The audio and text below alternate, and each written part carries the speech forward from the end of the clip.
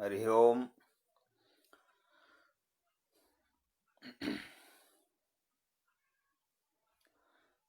देहि सौभाग्यमारोग्यम देहि मे परमं सुखम रूपम देहि जयम देहि यशो देहि दुसो जहि। उपस्थिताः समेपि आचार्याः श्रोतारः अहं प्रतिसप्ताहम् इव अस्मिन् सप्ताहेपि कारक प्रकरणम् अध्यापयितुं भवतां पुरतः भवतां समक्षम् उपस्थितोऽस्मि। यथा भवन्तः जानन्ति अहञ्च स्मरामि यद् सप्तमी कारक प्रकरणम् इदानीं प्रचलति। सप्तमी कारक प्रकरणेपि यानि वार्तिकानि सन्ति, सप्तम्यधिकरणे च इत्यस्मिन् सूत्रे यानि वार्तिकानि सन्ति तेषां वार्तिकानां व्याख्यानम् इदानीं प्रचलति। तस्मिन् प्रसङ्गे प्रथमं वार्तिकमस्ति अक्तस्य च इन विषयस्य कर्मणि उपसंख्यानम् इति वार्तिकादारभ्य एव पाठः भविष्यति। इति अनुशासनादारभ्य एव पाठः भवितव्यः वर्तते। अतः अहं वार्तिकार्थम् उक्त्वा लक्ष्ये समन्वयं च कृत्वा अग्रे सरामि। तत्र दीक्षितेन यद् वार्तिकं दत्तम् अक्तस्य इन विषयस्य कर्मणि उपसंख्यानम्। उपसंख्यानम् अर्थात् वक्तव्यम्।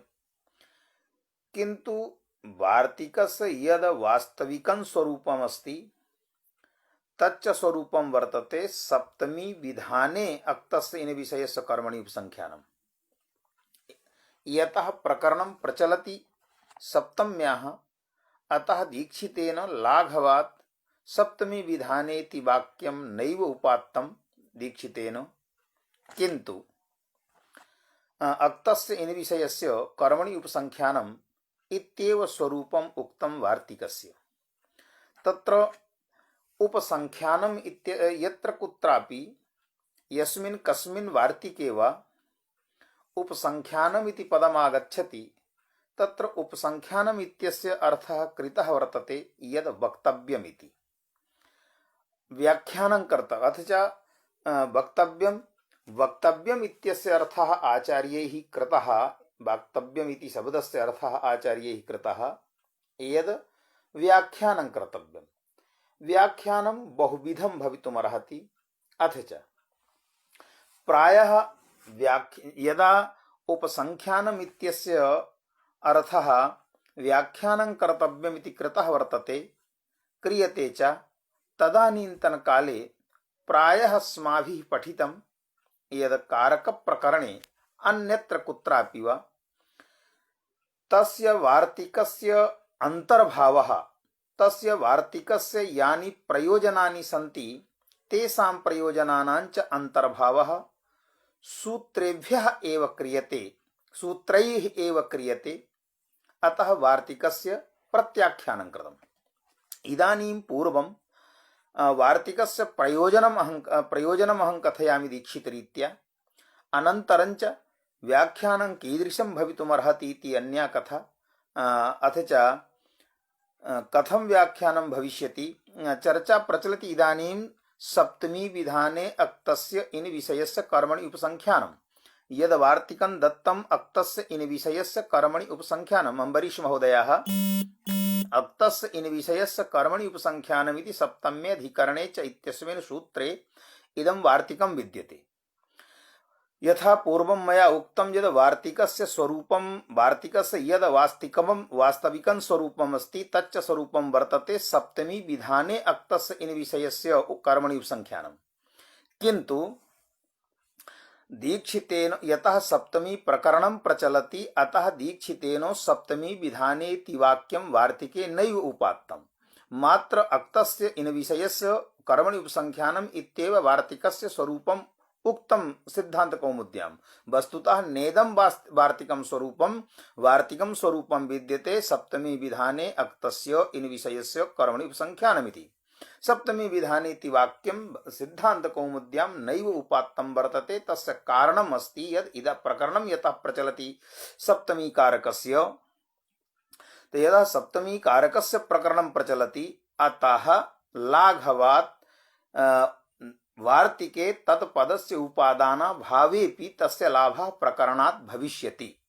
एतदर्थमेव दीक्षितेनो वार्तिके सप्तमी विधाने इति वाक्यस्य उपादानं नैव कृतम्।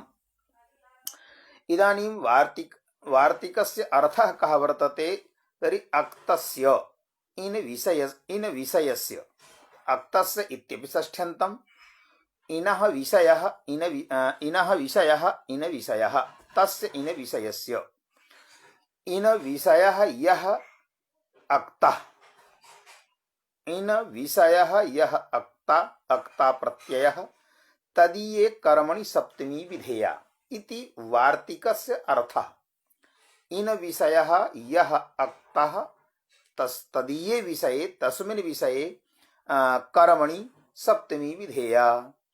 इदानीं आंगपूर्वक इंग धातोः इंग अध्ययने इत्यस्मात् धातोः अक्ता प्रत्यय कृते सति अधीत इति शब्दस्य निष्पत्तिः। अधीत इति शब्दात् इष्टादिभ्यश्च इत्यनेन सूत्रेण इनि प्रत्ययः भवति। अतः इनि प्रत्ययस्य प्रकृतिभूतं यत् प्रातिपदिकम् अत्र कारणमस्ति यद् इष्टादिभ्यश्च इदं सूत्रं प्रातिपदिकाधिकारे तद्धित प्रकरणे पठितम्। अतः इनि इष्टादिभ्यश्च इत्यनेन सूत्रेण यः इनि प्रत्ययः भवति सः इनि प्रत्ययः प्रातिपदिकादेव सुबन्तादेव। किन्तु अक्ता प्रत्ययः यतः धातुः भवति अतः पूर्वम् अधिपूर्वक इंग धातुना अक्ता प्रत्ययं कृत्वा अधीति शब्दस्य साधुत्वं कर्तव्यम्। अनन्तरञ्च अधीत इति शब्दात् इष्टादिभ्यश्च इत्यनेन सूत्रेण अक्ता प्रत्ययः इष्टादिभ्यश्च इत्यनेन सूत्रेण इनि प्रत्यये कृते सति अधीति इति भवति। अधीतं व्याकरणम् अनेन अधीतं व्याकरणम् अनेन इति अधीति व्याकरणे। तो अधीतं व्याकरणम् अनेन इति विग्रहे श्राद्धम् अनेन भुक्तम् इति विग्रहे वा। तो अधीतं व्याकरणम् अनेन इत्यस्मिन् विग्रहे इष्टादिभ्यश्च इत्यनेन सूत्रेण इनि प्रत्ययः। अत्र इनि प्रत्ययस्य प्रकृतिः विद्यते अधीत इति अक्ता प्रत्ययान्तः।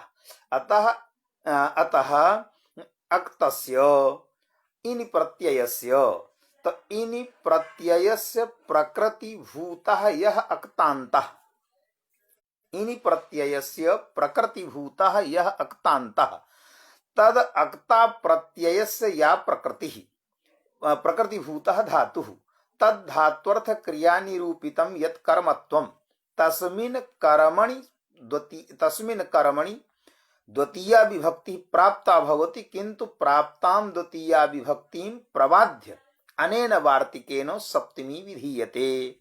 यथा अधीति व्याकरणे इत्यत्र व्याकरणे अधीति इत्यस्मिन् वाक्ये इन प्रत्ययस्य प्रकृतिः विद्यते अक्ता प्रत्ययान्तः प्रकृति अधीति। अधीत इत्यत्रापि अक्ता प्रत्ययस्य प्रकृतिभूतः धातुः अधिपूर्वकः इंग धातुः तद्धात्वर्थ क्रिया निरूपितं कर्मत्वं विद्यते व्याकरणे। अतः कर्मणि द्वितीया प्राप्ता भवति तां प्राप्तां द्वितीयां प्रबाध्य अनेन वार्तिकेन सप्तमी विधीयते।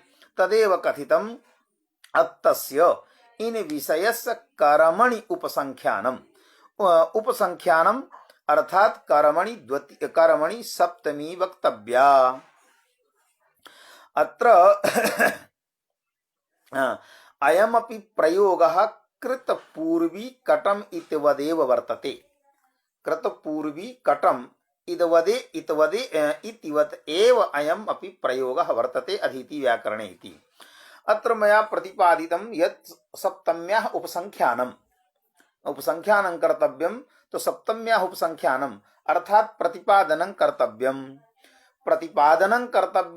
तो कया रीत्या प्रतिपादनं कर्तव्यं एन कारणेन आधारोऽधिकरणम् इत्यनेनैव सूत्रेण अधिकरण संज्ञायां सत्यां व्याकरणपदस्य प्रकृते अधीति व्याकरणे इति वाक्ये वाक्यघटकस्य व्याकरणपदस्य आधारोऽधिकरणमित्यनेन सूत्रेणैव कर्म संज्ञाया आधारोऽधिकरणमित्यनेन सूत्रेणैव अधिकरण संज्ञायां सप्तमी विधानम यदि संभवति तदा वार्तिकस्य वैयर्थ्यापत्तिः यदि सप्तमी विधानम न संभवति तदा वार्तिकम आवश्यकम। तो तत्र उपसंख्यानं कर्मणि उपसंख्यानम् इत्यत्र उपसंख्यानम् इत्यस्य विवरणं वाक्यम् उक्तं यत् प्रतिपादनं कर्तव्यं तत्र इदं प्रतिपादनं तत्र इत्थं प्रतिपादनं तच्च प्रतिपादनं कीदृशमस्ति यो असौ अधीति कर्ता तस्य व्याकरणं विषयत्वेन विवक्ष्यते। यो असौ अधीति कर्ता यतो हि इष्टादिभ्यश्च इत्यनेन सूत्रेण कर्तरि अर्थे इनि प्रत्ययः भवति। इष्ट अधीत शब्दात् इष्टादिभ्यश्च इत्यनेन सूत्रेण कर्तरि अर्थे इनि प्रत्ययः। तो यदा कर्तरि अर्थे इनि प्रत्ययः तदा अत्र पदत्रयं जातम्। अधिपूर्वकः इंग धातुः इत्येकं पदम्, अक्ता प्रत्ययः द्वितीयम्, अथ च इनि प्रत्ययः तृतीयम्। अधिपूर्वक इंग धातुः अर्थः अध्ययनानुकूलो व्यापारः, अक्ता प्रत्ययस्य अर्थः वर्तते विषयता यतो हि सकर्मको विद्यते, अक्ता प्रत्ययस्य अर्थः विद्यते विषयता, इनि प्रत्ययस्य अर्थः विद्यते कर्ता। अतः अध्ययनानुकूल व्यापाराश्रयस्य कर्ता, अध्ययनानुकूल व्यापाराश्रयस्य कर्ता।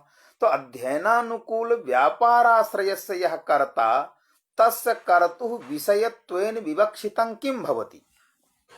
तो अध्ययनानुकूल व्यापाराश्रयस्य यः कर्ता तस्य कर्तुः विषयत्वेन विवक्षितं व्याकरणम्।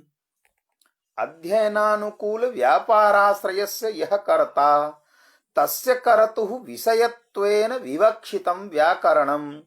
अतः विषयता संबंधेन आगताया सप्तमी सा वैषयिक सप्तमी। एवं रीत्या यो असौ अधीति कर्ता तस्य व्याकरणं विषयत्वेन विवक्ष्यते चेद तदा अधितसम अधिकरणे इत्येवं सिद्धा सप्तमी।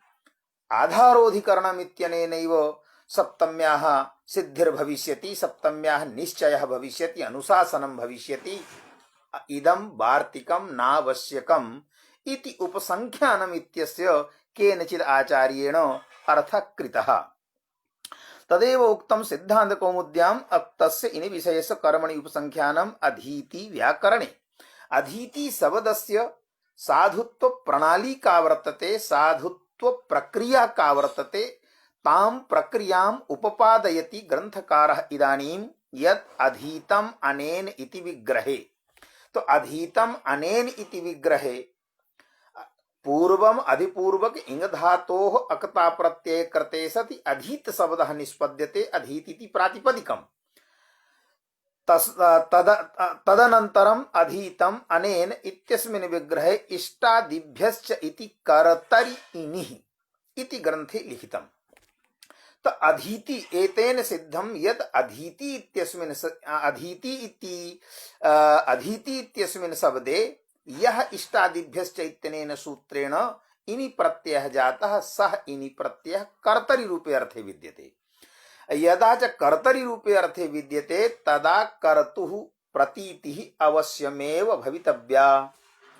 कर्तुः यदा प्रतीतिः क्रियते तो यो असौ अधीति कर्ता कश्चन कर्ता भवति। तस्य कर्तुः विषयत्वेन विवक्षितम्, अक्ता प्रत्यार्थः विषयता, तो विषयत्वेन विवक्षितं वर्तते व्याकरणम्।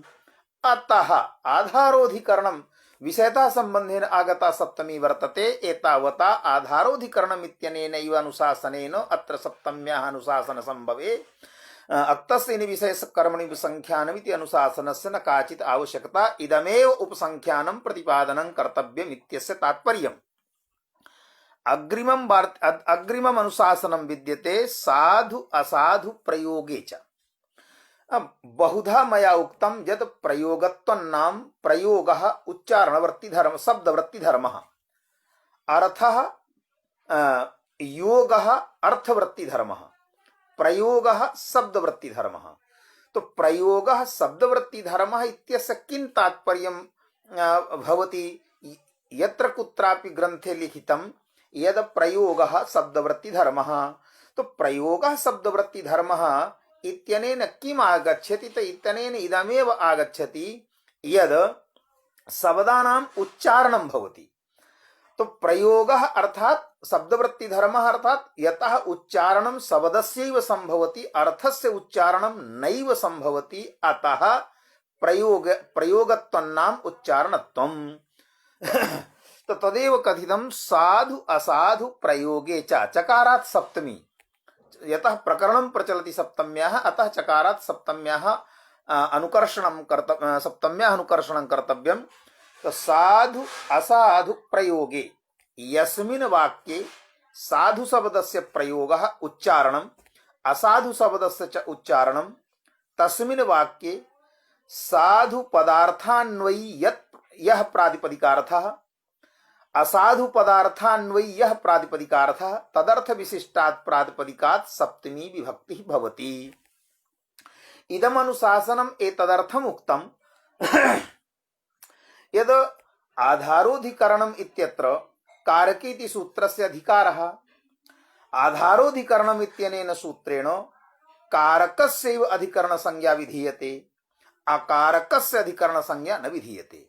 यदि केनचित् प्रमाणेन अकारकेपि सप्तमी स्यात्, अस्ति प्रमाणं गदाधर भट्टाचार्येण प्रतिपादितं सप्तम्यधिकरणे च इत्यस्मिन् सूत्रे, तैः विवेचनमपि कृतं भवतु।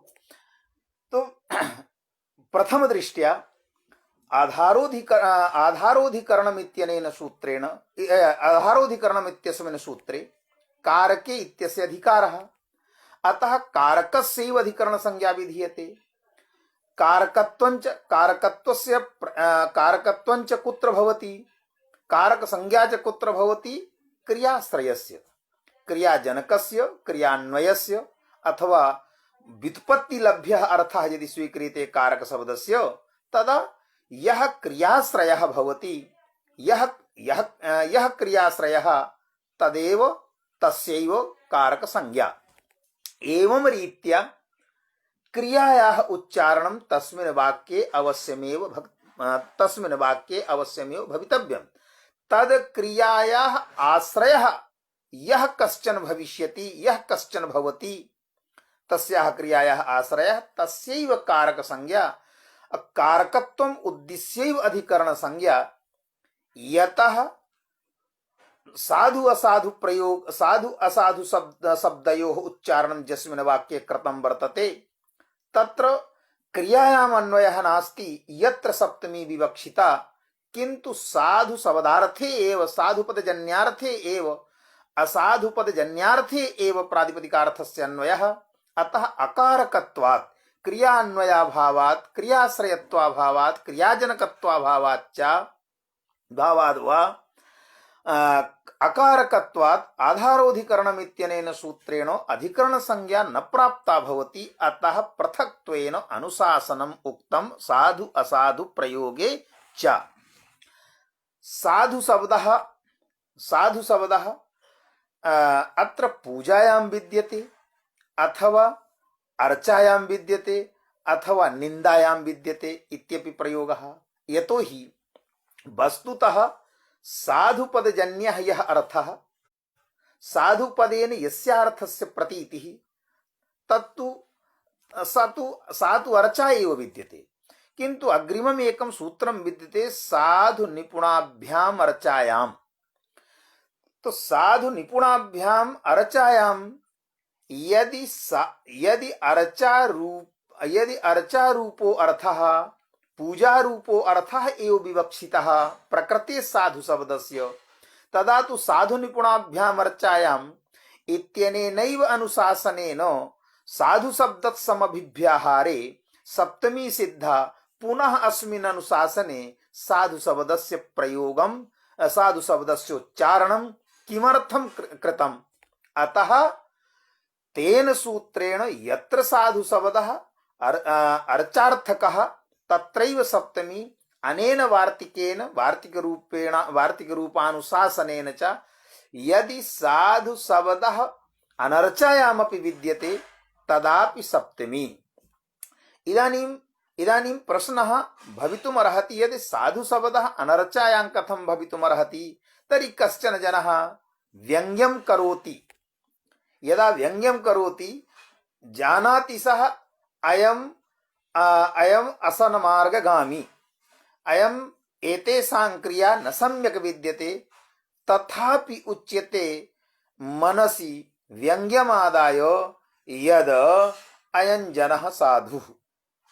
एवं रीत्या अत्र व्यङ्ग्यार्थः अस्ति साधु शब्दस्य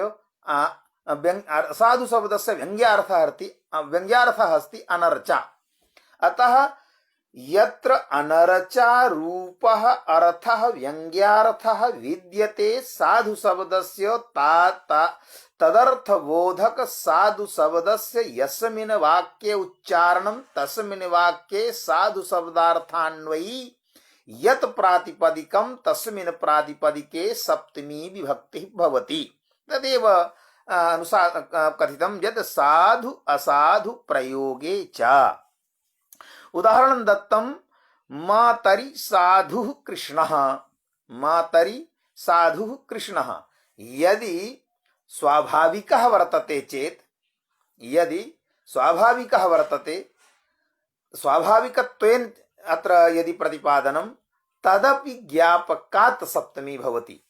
तो साधुः नहीं, मातरि साधुः कृष्णः, कृष्णः मातरि साधुः, मातुः कृते कृष्णः साधुः वर्तते। अर्थात अत्र व्यङ्ग्यत्वं नास्ति। यदि व्यङ्ग्यत्वं नास्ति वास्तविकत्वमेव वर्तते तदा तु अनेन सूत्रान्तरेण अनुशासनान्तरेण च सप्तमी विभक्तिः भवितुमर्हति। तो मातरि कृष्णः मातरि साधुः, अत्र हि मातृपदार्थस्य साधुपदार्थे अन्वयः। अतः साधुपदार्थान्वयी मातृशब्दे सप्तमी विभक्तिः अकारकेऽपि भवति। कारक संज्ञा नास्ति, तो क्रियायाम् अन्वयाभावात् मातृशब्दः न कारक संज्ञकः, अतः अकारकेऽपि सप्तमी। पुनः अहं कथयामि, यदि केनचित् प्रमाणेन अकारकत्वेऽपि यदि सप्तम्याः उपपादनं भवितुं शक्नोति चेत् तदा समेषाम् एतेषां अनुशासनानां वैयर्थ्यापत्तिरेव। तो कृष्णः मातरि साधुः, मातुले असाधुः। द्वितीयम् उदाहरणम् असाधु पदार्थस्य मातुले असाधुः। तो मातुले असाधु इत्यत्र मातुल पदार्थस्य असाधु पदजन्यार्थे अन्वयः। अतः असाधु पदार्थान्वयी यः मातुल शब्दः तस्मात् मातुल शब्दात् सप्तमी विभक्तिः। अतः मातुले असाधुः इति वाक्यं साधुतां याति। अनन्तरम् अनुशासनं वर्तते निमित्तात् कर्मयोगे। निमित्तात् कर्मयोगे इदम् अनुशासनं महद् व्याख्यानम् अपेक्षते। तत्र कारणं किमस्ति? कारणम् इदमस्ति यद् निमित्तपदं कारणपरम्। निमित्तपदं कारणपरम्, यतोहि कारणं त्रिविधं, समवायि असमवायि निमित्त भेदात्। तो निमित्त शब्दः अत्र कारणपरः भवितुमर्हति। निमित्त बहुषु स्थलेषु निमित्त शब्दः फलपरः, निमित्तञ्च इहि फलम् इति उक्तं वर्तते। अपि च हेतौ इत्यस्मिन् सूत्रे हेतुकरणयोः मध्ये यः भेदः प्रतिपादितः, तत्र हेतुः यः भेदः प्रतिपादितः तद् भेदरीत्या हेतुः अत्र फलं तत्रापि उक्तम्। वस्तुतः अत्र किं विवक्षितं वर्तते? निमित्तपदात् निमित्तम् इहि फलमस्ति, निमित्तम् इहि कारणमस्ति, अथवा अन्यः कश्चन अर्थः विद्यते निमित्त पदस्य। अतः इदं वार्तिकम् इदम् अनुशासनं व्याख्यानम् अपेक्षते।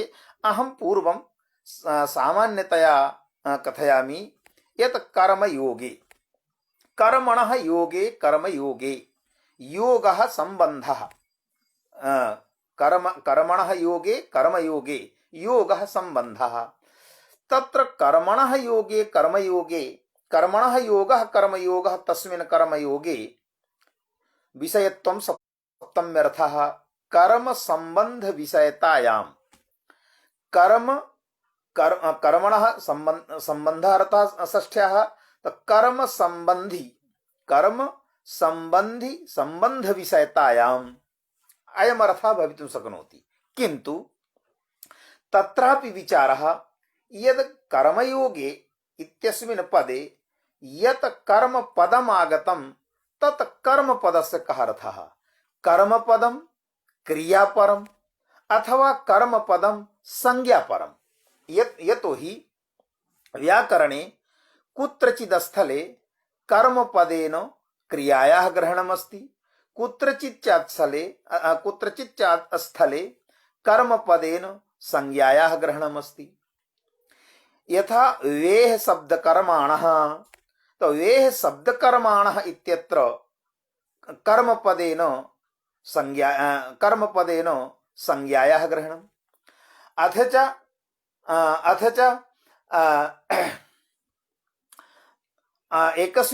एकं सूत्रमस्ति, यस्मिन् सूत्रे कर्मपदेन यत्र व्यतिहारः भवति तत्र कर्मपदेन क्रियायाः ग्रहणं भवति। कर्मवद्भावः येन सूत्रेण भवति तस्मिन् सूत्रे कर्मपदेन क्रियायाः ग्रहणम्। तर्हि व्याकरणे कर्मपदेन क्रियायाः अपि ग्रहणं, कर्मपदेन संज्ञायाः अपि ग्रहणं। कर्मयोगे इत्यस्मिन् पदे यास्य पदस्य घटकीभूतं यत् पदं कर्मीति पदं तेन कर्मपदेन कस्य ग्रहणं? क्रियायाः ग्रहणं, संज्ञायाः वा ग्रहणं। तत्र व्याकरणरीत्या अत्र कर्मपदेन संज्ञायाः एव ग्रहणं भवति, क्रियायाः ग्रहणं न भवति। अतः निमित्त कर्मयोगे कर्मयोगे निमित्तात् अर्थात तद्धात्वर्थ क्रिया निरूपितं यत् कर्म, तद्धात्वर्थ क्रिया निरूपितं यत् कर्म, तस्य कर्मणः यः संबंधी सच संबंधी निमित्तवाचकः भवितव्यः। तद्धात्वर्थ क्रिया निरूपितं यत् कर्म, तद कर्मणः संबंधी यत् निमित्तवाचकं पदं, तस्मात् पदात् सप्तमी विभक्ति भवति। पूर्वम् उदाहरणं प्रदर्श्यते, अनन्तरं च अस्य व्याख्यानं यथामति करिष्यामि। कौमुद्याम् उदाहरणं दत्तं यद् निमित्तं हि फलं, पूर्वमेव प्रतिपादितं निमित्तं हि फलं। निमित्तपदेन अत्र निमित्तकारणस्य न ग्रहणं, किन्तु निमित्तपदेन फलस्य ग्रहणं। फलञ्च कस्य भवति?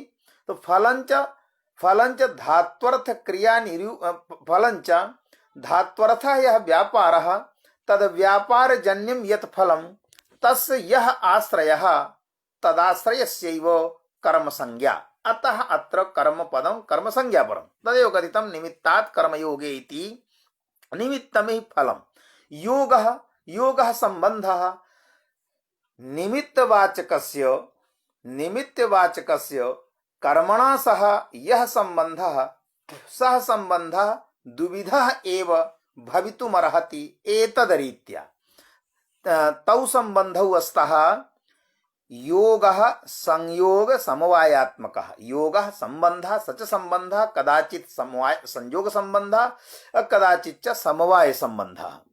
उदाहरणं ददाति पूर्वं संयोग संबंधस्य, यद् चरमणि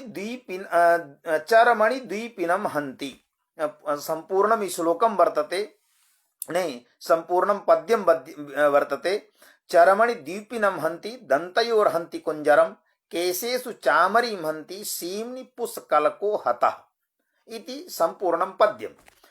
अस्मिन् पद्ये उदाहरणत्वेन प्रथमं वाक्यं द्विपिनं चर्मणं हन्ति। चर्मणि द्विपिनं हन्ति, देवदत्तः चर्मणि द्विपिनं हन्ति। हन धातोः अर्थः प्राणवियोगानुकूल व्यापारः। प्राणवियोगानुकूल व्यापारात्मिका या क्रिया, तस्य तया या व्यापारात्मिका या क्रिया, तया क्रियया जन्यं यत् फलं तच्च फलं प्राणवियोगः। तस्य प्राणवियोग रूपस्य फलस्य आश्रयः द्युपि। द्युपि गजवाची। तो हन धातोः प्राणवियोगानुकूल व्यापारः। प्राणवियोगानुकूल व्यापारः व्यापारे व्यापारः विद्यते देवदत्ते, यश्च कर्तृत्वेन अत्र विवक्षितम्, यश्च प्रकृते कर्ता। व्यापारात्मिकाया क्रिया तादृश क्रियाजन्यं फलं प्राणवियोगः, तस्य प्राणवियोगस्य आश्रयः द्वीपी वर्तते। अतः द्वीपिन शब्दस्य कर्म संज्ञा, फलाश्रयत्वात् कर्म संज्ञा, कर्मत्वाच्च द्वितीया। तत्र कर्मवाचकं यत् पदं द्वीप इति, तेन द्वीपिना सह चर्म पदार्थस्य समवाय संबंधः। चर्म द्वीपिनोर्मध्ये चर्मद्वीपिनोर्मध्ये संयोग संबंधः वर्तते। एवं रीत्या अत्र कर्मयोगे निमित्तात् कस्य निमित्तं, तो हनन क्रियायाः निमित्तं। हनन अस्मिन् प्रसंगे एव विचारः हनन क्रियायाः निमित्तं। हनन क्रियायाः निमित्तं, हनन क्रिया जन्यं फलं यद प्राणवियोगः, तस्य प्राणवियोगस्य आश्रयः द्वीपि। तस्य द्वीपिनः यद हननं भवति, तस्य हननस्य कारणं किम्? तस्य हननस्य कारणम् एतदरीत्या वर्तते चर्म इति। हननस्य कारणं विद्यते चर्म इति। फलम निमित्तं हि फलम्, अर्थात् चर्मलाभः फलम्। चर्मलाभाय एव द्वीपिनं हन्ति। चर्मलाभाय एव द्वीपिनं हन्ति। एवं रीत्या द्वीपिना सह चर्म पदार्थस्य यतः संयोग संबंधः, अतः कर्मयोगे कर्म पदम अत्र विद्यते द्यूपि। तस्तद पदार्थस्य अन्वयीभूतः पदार्थः चर्म पदार्थः, अतः तच्च निमित्तवाचकम्। तच्च निमित्तवाचकम्। निमित्तवाचकम् अर्थात् कारणवाचकं नास्ति। निमित्तवाचकम् अर्थात् कारणवाचकं नास्ति। यतोहि तदेव कथितं ग्रंथकारेण निमित्तम् इहि फलम्।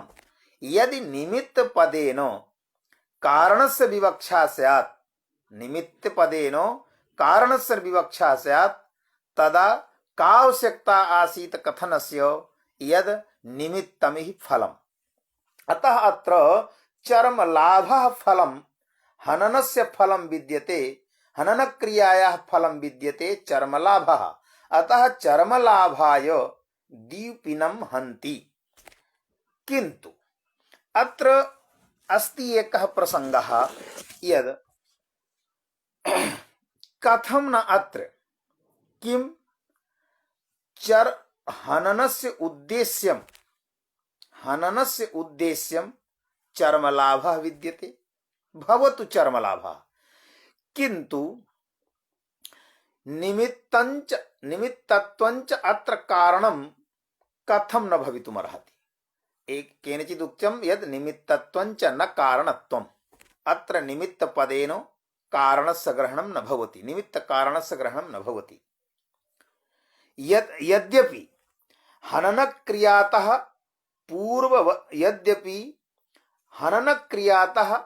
पूर्वं विद्यते चर्म, अतः स्वाव्यवहित प्राक्षणावच्छेदेन चर्मणः विद्यमानत्वात् चर्मणि पदार्थे चर्म पदार्थः निमित्तत्वं भवितुम् अर्हति। तथापि चर्म पदार्थस्य या चर्मणः हननक्रियातः पूर्वं विद्यमानत्वेपि अत्र निमित्तत्वेन न गृह्यते, यतोहि तत्र प्रथमं कारणं प्रतिपादितं यद् चर्मादेः हननादि क्रिया कारणत्वे मानाभावात्, अर्थात किमपि प्रमाणं नास्ति यद् चर्मादेः हनन क्रियायाः कारणमस्ति। तर्हि हनन क्रियायाः यदि कारणं नास्ति तर्हि किं कारणमस्ति? तदा कारणं प्रतिपादितं यद् इच्छा सर्वेषां प्रतिबंधिका भवति।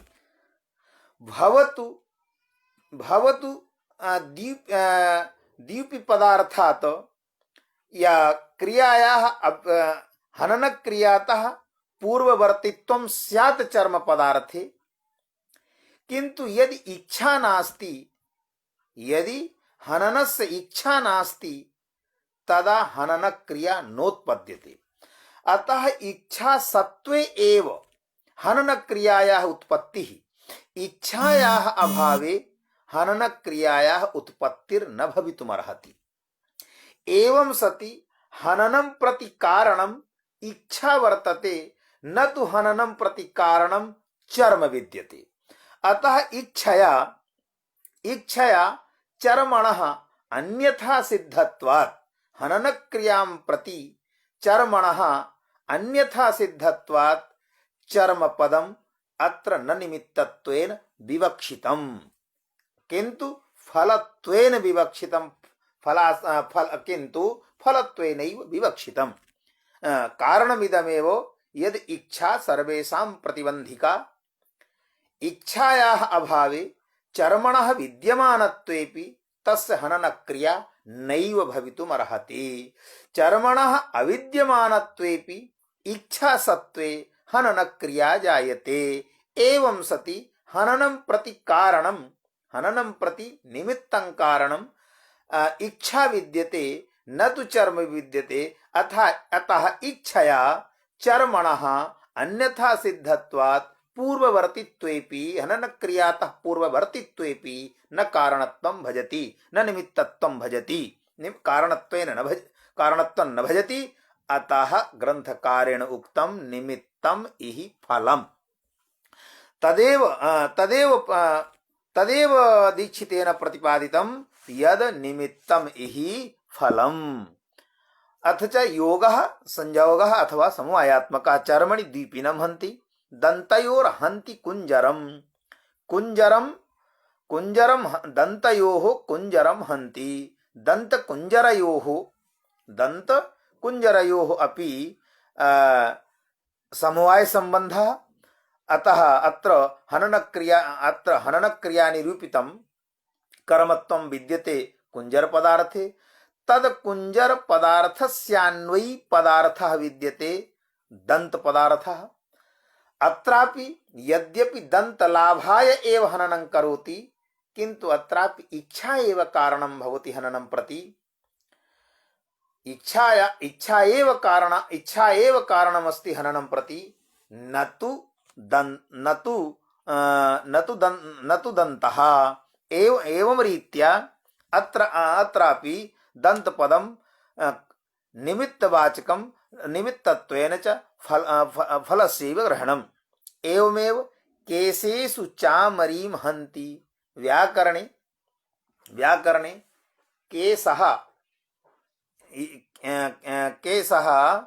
केशस्य संयोग संबंधः भवति, यतोहि अंगम विद्यते। केश स्वांगम त्रिधा स्वांगाचोपधात स्वांगाचोपसर्जनात् असंयोगोपधात् इत्यस्मिन् सूत्रे यदा प्रतिपादितं स्वांगम त्रिधा, तत्र स्वांगम त्रिधा इत्यत्र प्रतिपादन प्रसंगे केशानां कृते अंगत्व व्यवहारः कृतः वर्तते। अतः केशेषु चामरिं हन्ति। सीम्नि पुष्कलको हतः। सीम्नि पुष्कलको हतः अत्र हि सीम्नि पुष्कलकयोः समवायसम्बन्धः। इदानीं कथयति यतः हेतौ इत्यस्मिन् सूत्रे हेतुपदेनापि फलस्य ग्रहणं, तत्रापि युक्तं हेतुरिहि फलम्, अतएव अध्ययनेन वसति। वासस्य हेतुः अध्ययनम्, अतः वासस्य हेतुर अध्ययनम्, अध्ययनं च तत्र फलम्। वासक्रियायाः फलम् अध्ययनं वर्तते, अतः तत्र अध्ययनेन वसति इत्यत्र तृतीया जायते हेतु इति सूत्रेण। तो यतः हेतौ इत्यस्मिन् सूत्रेपि हेतुपदेन फलं विवक्षितमस्ति, फलस्य ग्रहणमस्ति, अस्मिन् वार्तिकेपि हेतुपदेन फलस्यैव ग्रहणम् इति कृत्वा उभयोः समानविषयकत्वेन उभयोः अनुशासनयोः एकविषयत्वेन अत्र सर्वत्रापि हेतौ इत्यनेन सूत्रेण तृतीया प्राप्ता भवति। तां प्राप्तां तृतीयां प्रबाध्य अनेन अनुशासनेन सप्तमी विभक्तिः। तदेव कथयति हेतौ तृतीया अत्र प्राप्ता। हेतौ तृतीया अत्र प्राप्ता। अग्रे च हेतौ तृतीया अत्र प्राप्ता, तां प्राप्तां तृतीयां प्रबाध्य अनेन अनुशासनेन सप्तमी। अग्रे सीमा इत्यस्य सीम्नि पुष्कलको हतः इत्यत्र इत्यस्मिन् वाक्ये यत् सीमन शब्दः आगतः तस्य सीमन शब्दस्य कः अर्थः तदर्थं प्रतिपादयति यत् सीमा अंडकोशः। अच्छा, पुष्कलकः किमस्ति? तो पुष्कलकः गन्धमृगः।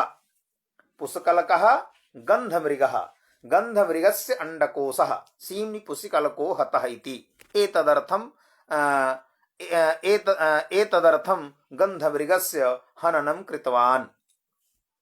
अनन्तरं केनचिदाचार्येण उक्तं यदि सीमनपदेन सीमा ग्राह्या अथ च हतः निखातः, अतः निखातः सीमा निर्धारणाय खननं कृतं, सीमा निर्धारणाय खननं कृतं, अतः तत्रापि संयोग संबंधः भविष्यति, किन्तु संयोग संबंध वारणाय समवाय संबंधोपपादनाय च एतादृशः अर्थः दीक्षितेन प्रतिपादितः। इदानीम् अस्मिन् वार्तिके यः योग शब्दः आगतः तस्य योग शब्दस्य अर्थः कृतः वर्तते संयोगः समवायात्मकः, अर्थात् संबंध पदेन अत्र नाना संबंधेषु विद्यमानेष्वपि समवाय संबंधस्य ग्रहणम् अथवा संयोग संबंधस्य ग्रहणम्। भवतु समवाय संबंधस्य ग्रहणं संयोग संबंधस्य वा ग्रहणं, यदि अस्मिन् वार्तिके योग पदं न स्यात् तदा संबंधाभावेपि सप्तमी स्यात्। संबंधाभावे सप्तमी मा भूत्, किन्तु सति संबंधे एव सप्तमी स्यात्। यत्र यस्मिन् पदे सप्तमी विवक्षिता भवति, यस्मिन् पदे सप्तमी विवक्षिता भवति तस्य पदार्थस्य कर्मणा सह संयोग अथवा समवाय संबंध सत्वे एव सप्तमी स्यात्। संबंधाभावे च सप्तमी न स्यात्, कर्मणः असंयोगे सप्तमी न स्यात्। एतदर्थम् अवश्यमेव योग ग्रहणं तस्मिन् वार्तिके कर्तव्यम्। तस्य फलं किमस्ति, तस्य फलम् इदानीं प्रतिपादयति। तदेव प्रश्नपूर्वकं फलं प्रतिपादयति। योग विशेषे किम्? अस्मिन् वार्तिके यो विशेषः योगः संबंधः, संबंधास्तु अनेके भवन्ति, किन्तु अनेकेषु संबंधेषु कश्चन विशेषः संबंधः अत्र स्वीकृतः वर्तते। संयोगः संबंधः संयोगात्मकः समवायात्मको वा। तत्र संयोगः संबंधः समवायात्मको वा। यत्र संयोग संबंधः अथवा समवाय संबंधः नास्ति कर्मणा सह निमित्तवाचकस्य हेतुवाचकस्य तत्र सप्तमी मा भूत एतदर्थम अस्मिन् वार्तिके अवश्यमेव योग शब्दस्य ग्रहणं कर्तव्यम, योग विशेषस्य ग्रहणं च कर्तव्यम। यथा फलं ददाति वेतनेन धान्यं लुनाति। वेतनं भृतिः मासादौ या एकस्मिन् मासे यत्किंचित् द्रव्यं दत्वा जनाः कार्यं कारयन्ति,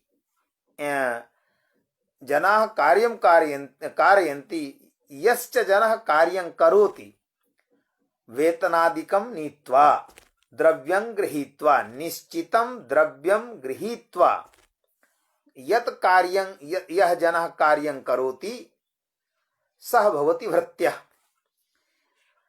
अतः वेतनपदमत्र भृत्यादिना स्वीकृतं यत् द्रव्यं तद द्रव्यपरम्। तो वेतनेन धान्यं लुनाति। लुई धात्वर्थ क्रिया निरूपितं कर्मत्वं वर्तते कुत्र धान्य पदार्थे, तस्मिन् धान्य पदार्थे वेतन पदार्थस्य अन्वयः नास्ति। यतो हि वेतनस्य स्वीकृतिः सहज वेतनस्य स्वीकृतिः सह जनं करोति यः जनः कार्यं करोति। अतः तेन जनेन सह भृत्येन सह वेतनस्य संबंधः वर्तते, न तो लुई धात्वर्थ क्रिया निरूपितं यत् कर्म तेन कर्मणा सह वेतन पदार्थस्य संबंधः, न संयोग संबंधः न वा समवाय संबंधः। किंतु निरूपितत्वादि संबंधस्य कल्पना तो कर्तुं शक्यते एव। यद् वेतन निरूपितम् एव कार्यस्य करणे हेतुर्वर्तते वेतनम्। अतः तत्कार्य विधाने वेतनमेव कारणम्, किंतु संयोग संबंधः नास्ति, समवाय संबंधः नास्ति। लुई धात्वर्थ क्रिया निरूपितं यत् कर्म विद्यते धान्यमिति तेन कर्मणा सह वेतनस्य संबंधः नास्ति। वेतनस्य संबंधः भृत्येन सह वर्तते, भृत्यनिष्ठः वेतनं वर्तते। एवं रीत्या न संयोगः संबंधः न वा समवाय संबंधः। अतः वेतनेन धान्यं लुनाति इत्यत्र वेतन पदात् सप्तमी विभक्ति न भवति, किंतु हेतौ इत्यनेन सूत्रेण तृतीया एव जायते। एतदर्थमेव अस्मिन् सूत्रे उक्तं योग विशेषेति किं, या अस्मिन् वार्तिके उक्तं योग विशेषेति किं वेतनेन धान्यं लुनाति। इदानीम् अग्रिमम् अनुशासनं विद्यते यस्य च भावेन भावलक्षणम्। इदमपि अनुशासनम् अतीव व्याख्यानम् अपेक्षते, किंतु यतः अहं वैयाकरण सिद्धांत कौमुदीं पाठयामि अतः तदरीत्यैव सूत्रस्य व्याख्यानं क्रियते। अथ च सूत्रार्थ निष्पादने आचार्याणां यत् तात्पर्यं तत् तात्पर्यस्य प्रतिपादनम् अहं करिष्यामि। तो यस्य च भावेन भावलक्षणं, यस्य इति षष्ठ्यन्तम् एकं पदं, च इति द्वितीयं पदं, भावेन इति तृतीयं पदं, भावस्य लक्षणं भावलक्षणम् इति समस्तं चतुर्थं पदं। तत्र पूर्वं लक्षण शब्दः अत्र, यतो हि व्याकरणे बहुषु सूत्रेषु लक्षण पदम् आगतम्। अनुर्लक्षणे इत्थं भूतलक्षणे, लक्षणे इत्थं भूताख्यान भाग बीप्सासु प्रतिपरिणवः, प्रत्ययलोपे प्रत्यय लक्षणम्, संहिता सफ वामा लक्षणादेः वामादेश्च इत्यादि नाना सूत्राणि सन्ति। एषु सूत्रेषु लक्षण पदम् आगतम्। लक्षण पद घटितानि नाना सूत्राणि सन्ति। तत्र किं सर्वत्र लक्षण पदस्य एकः एव अर्थः, किं सर्वत्र लक्षण पदं समानार्थकः। यदि लक्षण पदं सर्वत्र समानार्थकः तदा का आवश्यकता सर्वेषु सूत्रेषु नाना सूत्रेषु लक्षण पद करणस्य लक्षण पद पाठस्य एकेनैव कार्यनिर्वाहः स्यात्। का आवश्यकता? अतः तत्तद सूत्र प्रामाण्यात् तत्तद सूत्र घटित लक्षण पद लक्षण पद उच्चारण सामर्थ्यात् इदन्तु निश्च प्रचमेव यद लक्षण शब्दः सर्वत्र तु न समानार्थकः भवतु एकस्मिन् सूत्रे सूत्रद्वये वा समानार्थकः किन्तु सर्वत्र तु समानार्थकः नास्ति। अत्र ही लक्षण शब्दः ज्ञापकपरः लक्ष्यते ज्ञायते अनेन इति लक्षणं ज्ञापकम्। तो अत्र ही लक्षण शब्दस्य अर्थः लक्षण शब्दः ज्ञापकपरः। यथा लक्षणेत्थं भूताख्यान भागवीप्सासु प्रतिपन्नवः इत्यस्मिन् सूत्रे लक्षण शब्दः ज्ञापकपरः। तत्र उदाहरणं दत्तं वृक्षं प्रति विद्योतते विद्युत्। वृक्षं प्रति विद्योतते विद्युत् कृष्ण पक्षरात्रौ अंतस्थः यः पुरुषः सः पुरुषः यदा वृक्षं दृष्टवान् वृक्षेण सह तस्य पुरुषस्य चाक्षुष प्रत्यक्षं जातम् तदा सः अनुमिनोति यदत्र येन प्रकाशेन अस्माभिः वृक्षः ज्ञातः तत्र अन्यः कश्चन अत्र अन्यस्य कस्यचिदस्य प्रकाशः नास्ति अत्र स च प्रकाशः विद्युतः एव। एवं रीत्या तत्र विद्युत विद्योतनं ज्ञापकं भवति वृक्ष ज्ञानस्य। वृक्ष अथवा वृक्ष ज्ञानं विद्युत विद्योतनस्य ज्ञापकं भवति।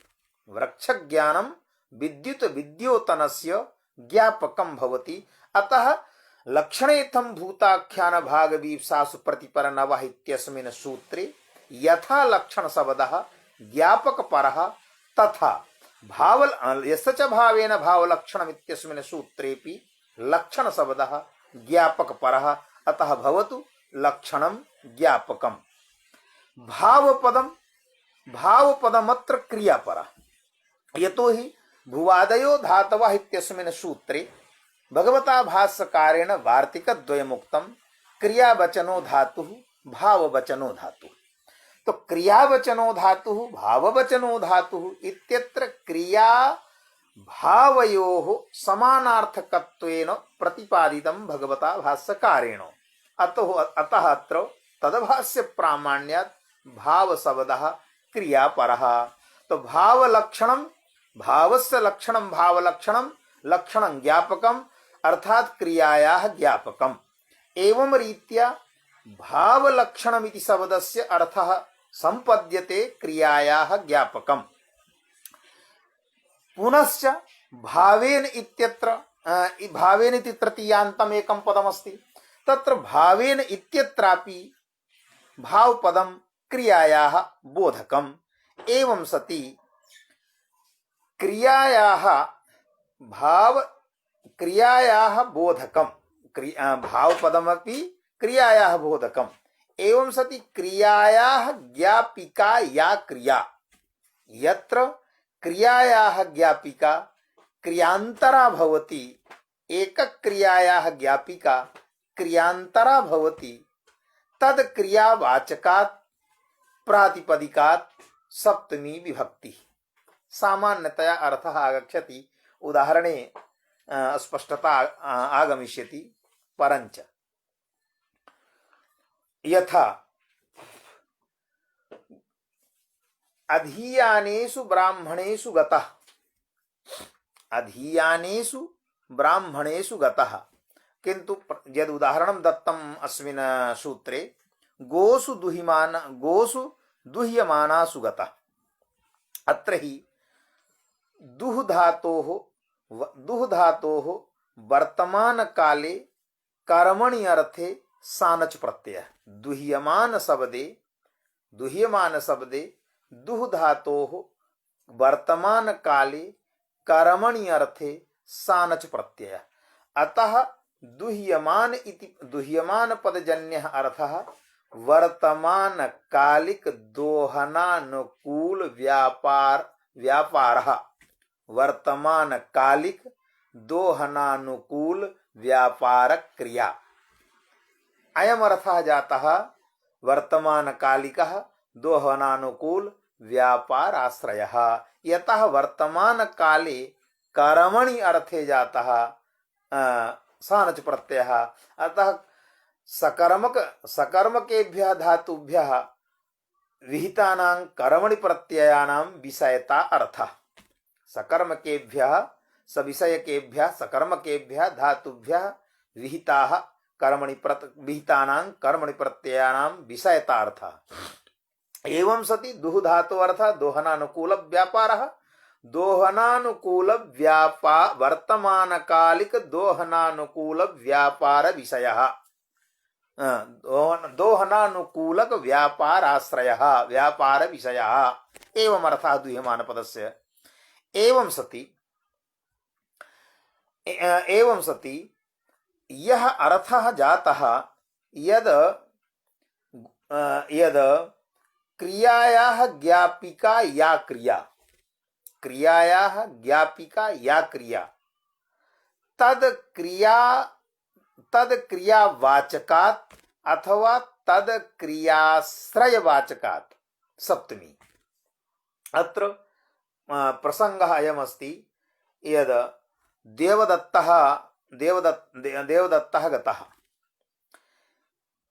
देवदत्तः गतः इति तु ज्ञानं वर्तते, किन्तु कस्मिन् काले गतः इति ज्ञानं नास्ति। गमनक्रियाधिकरणभूतः कालः कः गमनक्रियाधिकरणीभूतः कालः कः इति कालः न ज्ञातः। गमनक्रिया तु ज्ञाता यदि देवदत्तः गतवान् अस्ति, किन्तु कस्मिन् काले गतवान् इति न ज्ञातः। अतः केनचित् पृष्टं देवदत्तः कदा गतवान्, तस्य प्रश्नस्य उत्तरे केनचित् उक्तं गोषु दुह्यमानासु गतः। अर्थात गविविद्यमाना या दोहन क्रिया तद दोहन क्रियाधिकरणीभूतः यः कालः तस्मिन् काले देवदत्तः गतवान्। गविनिष्ठा या दोहन क्रिया तद दोहन क्रियाधिकरणीभूतः यः कालः तद काले एव देवदत्तः गतवान् अस्ति। एवं सति अत्र एका क्रिया एकक्रियाधिकरणीभूतः कालः ज्ञातः, एकक्रियाधिकरणीभूतः कालः अनिर्ज्ञातः। दोहनक्रियाधिकरणीभूतः कालः ज्ञातः, गमनक्रियाधिकरणीभूतः कालः न ज्ञातः। अतः दोहनक्रियाधिकरणीभूतः कालः गमनक्रियाधिकरणीभूतस्य कालस्य ज्ञापकः। इदमागच्छति, विचारयन्तु, चिन्तयन्तु। अत्र एकक्रियाधिकरणीभूतः कालः अपरक्रियाधिकरणीभूतस्य कालस्य ज्ञापकः जाता, क्रियायाः ज्ञापकः न जाता। तो किं यत्र एकक्रियाधिकरणीभूतः कालः अपरक्रियाधिकरणीभूतस्य कालस्य ज्ञापकः भवति तत्र सप्तमी। तत्रापि पदद्वयं गोषु दुह्यमानासु कुत्र गोपदार्थे गोपदात् सप्तमी दुह्यमान पदात् वा सप्तमी कुत्र सप्तमी कथं निर्धारणं कर्तव्यं यद एतस्मात् पदात् सप्तमी भविष्यति। यदि का एकक्रियाधिकरणीभूतः कालः अपरक्रियाधिकरणीभूतस्य कालस्य ज्ञापकत्वे सति सप्तमी, तो कुत्र सप्तमी? भावलक्षणम् अर्थात क्रियायाः ज्ञापकम्। तो क्रियायाः ज्ञापकम् अत्र क्रिया कस्याः क्रियायाः का क्रिया ज्ञापिका? तो गमनक्रियायाः ज्ञापिका गमनक्रियाधिकरणीभूतस्य कालस्य ज्ञापिका दोहनक्रियाधिकरणीभूतः कालः। तो यतः कालः विशेष्यः तत्र विशेषणं दोहन क्रिया अतः विशेषणीभूता क्रियापि कारक विभक्तीनां प्रयोजिका भवति। विशेषणीभूतापि क्रिया कारक विभक्तीनां प्रयोजिका भवति। यथा देवदत्तः कृतपूर्वी कटम अधीति व्याकरणे इत्यादि स्थले विशेषणीभूतापि क्रिया कारक विभक्तीनां प्रयोजिका भवति। भवतु कालस्य प्राधान्यम काल विशेषणीभूता क्रियापि दोहन क्रिया कारक विभक्तेः प्रयोजिका भविष्यति। परंच इदं मतं केषां मते यद कालः विशेष्यः कालः अत्र विशेष्यभूतः अथ च प्रकृत्यर्थः या धात्वर्थः धातुपस्थापिता वा क्रिया तस्मिन् प्रत्ययार्थे काले विशेषणम्। वैयाकरणनये व्यापार मुख्य विशेषकः एव शाब्दबोधः भवति। दीक्षित मते कर्तृप्रत्यय स्थलं स्यात् कर्म प्रत्यय स्थलं वा स्यात् व्यापार मुख्य विशेषकः एव शाब्दबोधः इति एका प्रसिद्धि। किन्तु दीक्षितः अपि मात्र तिङन्त स्थले एव व्यापार मुख्य विशेषकं शाब्दबोधं स्वीकरोति। कर्तृप्रत्यय स्थलेपि कर्म प्रत्यय स्थलेपि। किन्तु कृदन्त स्थले धात्वाधिकार्याः ये कृत प्रत्ययाः सन्ति तदस्थले दीक्षितः अपि फल मुख्य विशेषकं शाब्दबोधं स्वीकरोति। अतएव रामेण बाणेन हतो बाली अस्य वाक्यस्य शाब्दबोधः लिखितः यद राम कर्तृक वारण करणक प्राण वियोगाश्रयः बाली। तो राम कर्तृक वारण करणक प्राण वियोगाश्रयः बाली तत्र बाली कर्म विद्यते। प्राधान्यं कर्मणि अस्ति। अतः कृत प्रत्यय स्थले तिंग प्रत्यातरिक्त कृत प्रत्यय स्थले दीक्षितः अपि फल मुख्य विशेषकं शाब्दबोधं स्वीकरोति।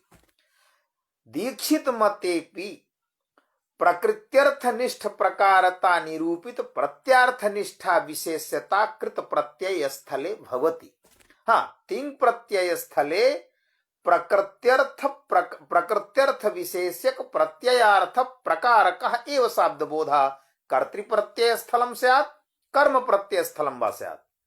परंच कृदंत स्थले प्रकृत्यर्थनिष्ठ प्रकारता निरूपित प्रत्यार्थनिष्ठ विशेषता का यह शाब्दबोधः सह शाब्दबोधः तम शाब्दबोधं दीक्षितः अपि स्वीकरोति। एवं रीत्या दुह्यमान इत्यत्र कर्मणि प्रत्ययः कर्मणि सानच प्रत्ययः एवं सति यत्र प्रत्ययार्थस्य प्राधान्यं प्रत्ययार्थः विद्यते वर्तमान कालः यतो हि वर्तमान काले सानच प्रत्ययः। एवं रीत्या कालस्य प्राधान्यं भवतु कालस्य प्राधान्यं अथ च प्रकृत्यर्थस्य धात्वर्थ क्रियायाः अप्राधान्यं किन्तु अप्रधानी भूता क्रियापि कारक विभक्तीनां प्रयोजिका भवति। अतः अत्र क्रिया विशेषणी भूता अतो अत्र विभक्तिर्न कारक विभक्तिर्न भविष्यति इति न चिन्तनीयम्। भवतु सप्तमी भविष्यति। परंच अत्र विचारणीयं सप्तमी कुत्र दुह्यमान पदे सप्तमी अथवा गोपदे सप्तमी। गोसु इत्यस्मिन् पदे सप्तमी भवति यस्य च भावेन भावलक्षणम् इत्यनेन सूत्रेण अथवा दुह्यमान पदे सप्तमी भवति। तत्र केनचित् कथितं यद नीलम घटम आनय इत्यादौ यथा विशेषवाचकं यत् घटपदं तत् घटपदार्थ भेदान्वयी यत विशेषणं वाचकं पदं नीलपदं ते तत्पदात् यथा द्वितीया तदवत् गोसु दुहिमानासु गतः इत्यत्रापि गोसु पदे सप्तमी तद गोपदार्थस्य भेदान्वयी यत् वेद्यते दुह्यमान पदार्थः तस्मिन् दुह्यमान पदार्थे अभेदान्वय कारणात् सप्तमी। एका पंक्तिः विद्यते केन कस्यचित् आचार्यस्य यद नीलं घटमान इत्यादौ नीलादिपदात् द्वितीयावत् विशेषण पदस्य विशेष समान विभक्तिकत्व नियमात् सप्तमी। कारण अर्थात विशेष समान विभक्तिकत्व विशेषण पदस्य विशेष पद समान विभक्तिकत्व नियमात् विशेषवाचके पदे या विभक्ति सा च विभक्ति विशेषणवाचक पदेपि यदि अभेदान्वयः वर्तते चेत् अभेदान्वयी अस्ति यदि भवतु तो एवं तदरीत्या गोपदे सप्तमी सूत्रेण भवति गोपदार्थस्य अभेदान्वयी यः वर्तते दुह्यमान पदार्थः तस्मिन् पदार्थे सप्तमी अभेदान्वयानुरोधात् भवति।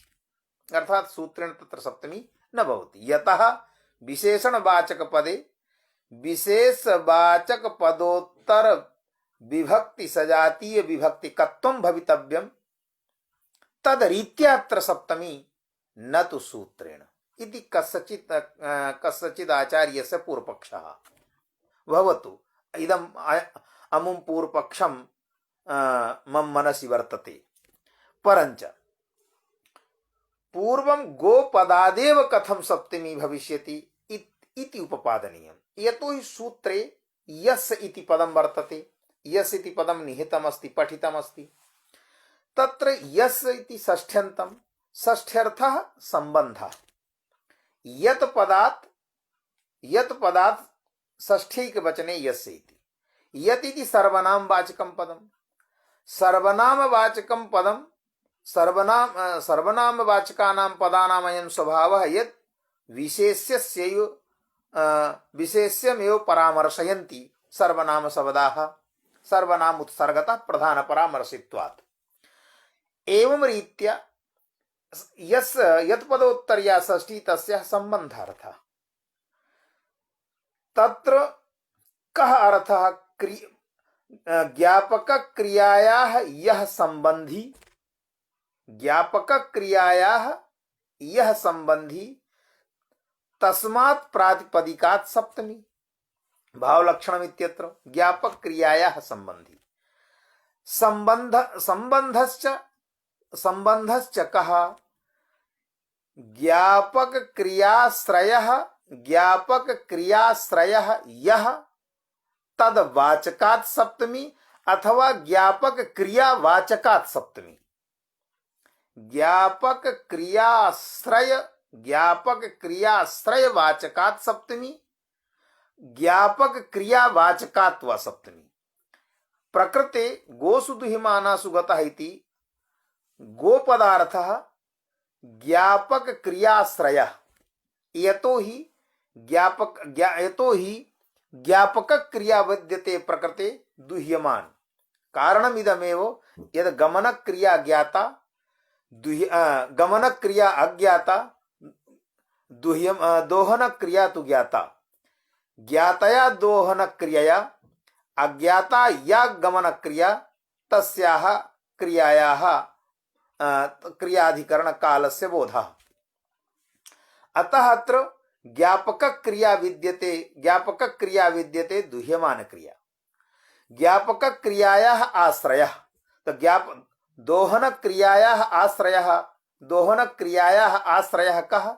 दोहन क्रियायाः आश्रयः गो। क्रियायाः आश्रयः कथं भविष्यति? तत्र क्रिया फलस्यापि कृते क्रियायाः व्यवहारः व्यापारस्य कृतेपि क्रियायाः व्यवहारः न हि मात्र व्यापारस्यैव कृते क्रियापद व्यवहारः फलस्य कृतेपि क्रियापद व्यवहारः भवति। अतः दोहन क्रियायाः ज्ञापकी भूता क्रिया दोहन क्रिया तस्याः दोहनक्रियायाः कर्मभूतायाः दोहनक्रियायाः आश्रयः गो। तो यदि ज्ञापक क्रियायाः आश्रयः यः तद वाचकात् सप्तमी ज्ञापक क्रियाश्रय वाचकात् सप्तमी यदि क्रियते तदा तो गोपदात् सप्तमी भविष्यति, किंतु दुह्यमान पदात् सप्तमी न भविष्यति।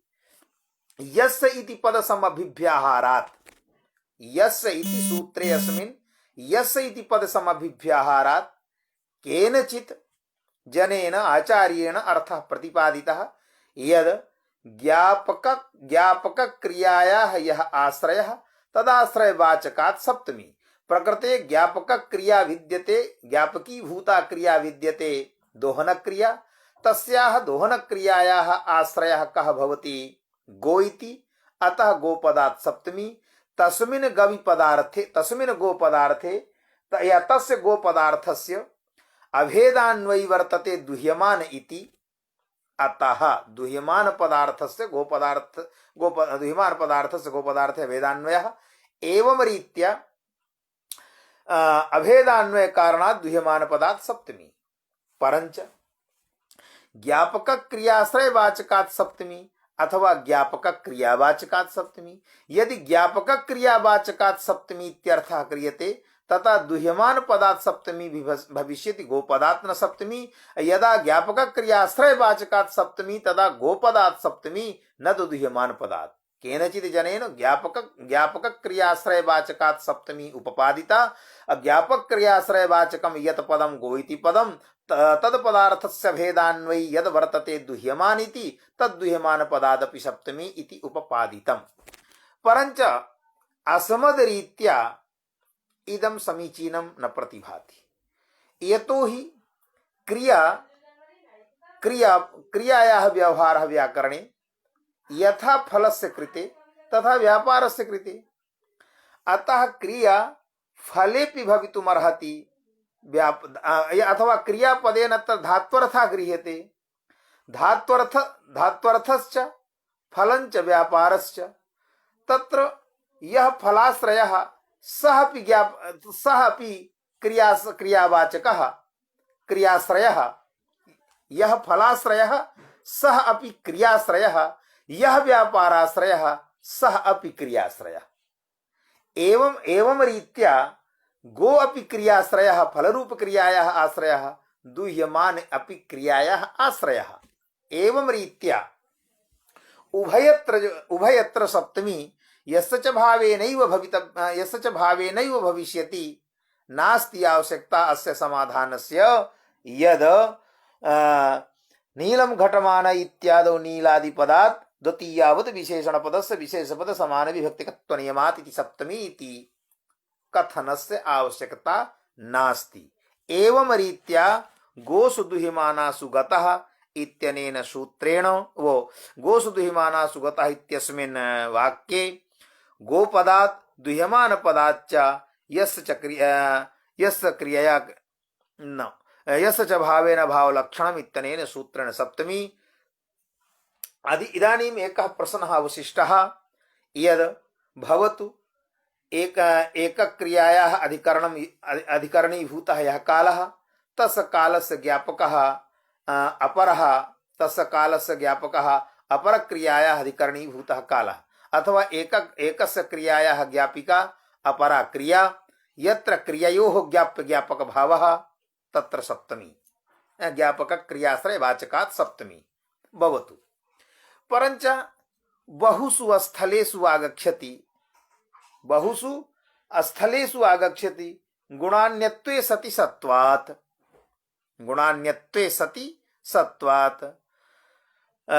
विशलेष हेतुभूत क्रियानाश्रयत्वे सति विशलेषाश्रयत्वात्। अत्र क्रियावाचकं पदं नास्ति। विशलेष हेतुभूत क्रिया अनाश्रयत्वे सति विशलेषाश्रयत्वात् इति कौण्डभट्टेन इदं वाक्यम् उक्तं भूषणसारे सुबर्थ प्रकरणे पंचम्यर्थ निरूपणावसरे यदा ध्रुवमपायापादानम् इति सूत्रस्य अर्थं करोति ग्रन्थकारः तदा इदं वाक्यम् उक्तं विशलेष हेतुभूत क्रियानाश्रयत्वे सति विशलेषाश्रयत्वम्। तो विश्लेष हेतुभूत क्रियानाश्रयत्वे क्रियानाश्रयत्वे इत्यत्र सप्तमी जाता।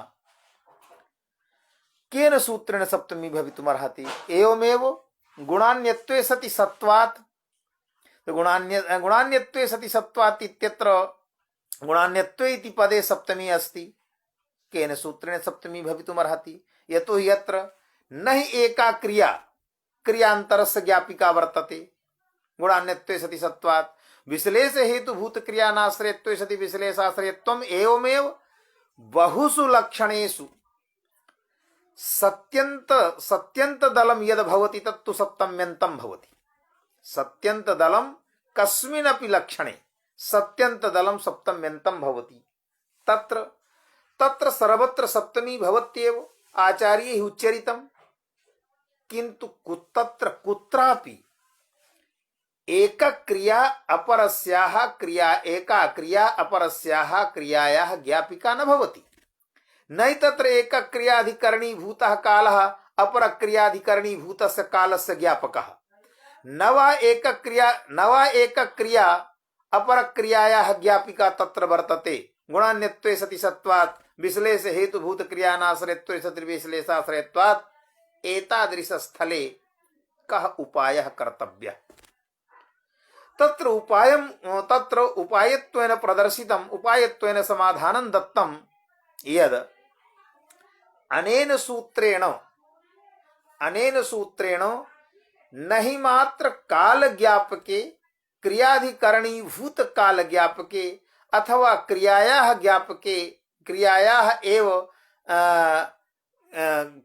ज्ञापकत्वे एव अथवा क्रियाधिकरणीभूत कालस्य ज्ञापकत्वे एव सप्तमी भवति अनेन सूत्रेण इति एवं नास्ति। किन्तु एकः धर्मः यदा अपरस्य धर्मस्य ज्ञापकः तदा अपि अनेन सूत्रेण सप्तमी भवति। अतः विश्लेष हेतुभूत क्रियानाश्रयत्व विश्लेषाश्रयत्व धर्मः विद्यते। विश्लेष हेतुभूत क्रियानाश्रयत्वं धर्मः विद्यते। एकः धर्मः अन्यस्य धर्मस्य यदि ज्ञापकः तदापि अनेन सूत्रेण सप्तमी। गुणान्यत्वे सति सत्वात् इत्यत्र गुणान्यत्व धर्मः विद्यते, सत्वं धर्मः विद्यते। एकः धर्मः यदा धर्मान्तरस्य ज्ञापकः तदा अपि अनेन सूत्रेण सप्तमी। न हि मात्र क्रियाधिकरणीभूतस्य कालस्य ज्ञापकत्वे न वा विशेषणीभूत क्रियायाः ज्ञापकत्वे किन्तु धर्मस्य ज्ञापकत्वेपि अनेन सूत्रेण सप्तमी विधातव्या। सप्तम्याः अनुशासनं कर्तव्यम्। तदा एव गुणान्यत्वे सति सत्वात् अथ च यथा उक्तं विश्लेष हेतुभूत क्रियानाश्रयत्वे सति इत्यादि लक्षणानां साधुत्वं भविष्यति, वाक्यानां च साधुत्वं भविष्यति। अन्यथा कश्चन उपायः न भवितुमर्हति। तदेव दीक्षितेन उक्तं यद् यस्य क्रियया क्रियान्तरं लक्ष्यते ततः सप्तमी गोसु दुहिमानासु गतः। अत्र ज्ञापकः इति भावलक्षणम् इत्यस्मिन् पदे लक्षणपदजन्यः अर्थः ज्ञापकत्वम्। ज्ञापक अर्थः विद्यते लक्षणपदस्य। तत्र ज्ञापक भावः प्रसिद्धेषु भवति। ज्ञापक भावः प्रसिद्धे एव भवति। भूयो दर्शने एव ज्ञापक भावः भवति। यथा धूमः अग्नेः ज्ञापकः। तत्र अग्निधूमयोः पुनः पुनः साहचर्यं दृष्टं भवति। अतः पुनः पुनः साहचर्य दृष्टे सति धूमः अग्नेः ज्ञापकः। पर्वते साध्यस्य अग्नेः धूमः लिंगेन धूमेन ज्ञापनं भवति। धूमः अग्नेः ज्ञापकः।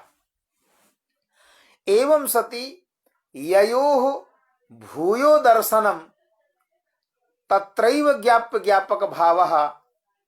अत्र तु दोहन क्रिया गमन क्रिययोः मध्ये किम अग्निधूमयोरिव भूयो दर्शनमस्ति। यदि भूयो दर्शनम नास्ति चेत कथमत्र ज्ञाप्य ज्ञापक भावः भवितुमर्हति। यतो हि लोके ययोः स्थले ज्ञाप्य ज्ञापक भावः प्रसिद्धः तयोः स्थले भूयो दर्शनमपि विद्यते। अत्र तु न तथा। अतः कथमत्र ज्ञापकस्य समन्वयः भविष्यति इति प्रश्नः न करणीयः। यतो हि अनुर्लक्षणे इत्यस्मिन् सूत्रे भाष्ये भगवता भाष्यकारेण उक्तं यद सकृदपि लक्षणं तदपि निमित्तत्वाय कल्पते। एवं नास्ति यद तदेव लक्षणं भवति यत् पुनर्लक्ष्यते तदे न हि तदेव लक्षणं भवति येन पुनर्लक्ष्यते तदपि लक्षणं यद सकृत निमित्तत्वाय कल्प्यते इति भाष्यवाक्यमस्ति। न हि तदेव लक्षणं यत् येन पुनर्लक्ष्यते तदपि लक्षणं यद सकृत निमित्तत्वाय कल्प्यते। उदाहरणं दत्तं जटाभिस्तापसः। न हि सर्वदा जटा दृश्यते तापसे। कदाचित् जटा दृश्यते कदाचित् च न दृश्यते। कमण्डलुना छात्रम अद्राक्षीत् त कमण्डलुना छात्रः। न हि छात्र हस्ते सर्वदा कमण्डलुः दृश्यते। एकदापि यदि दृश्यते तदपि लक्षणं भवति। एवं रीत्या अस्मन्नये न हि ययोः भूयो दर्शनं तत्रैव ज्ञाप्य ज्ञापक भावः।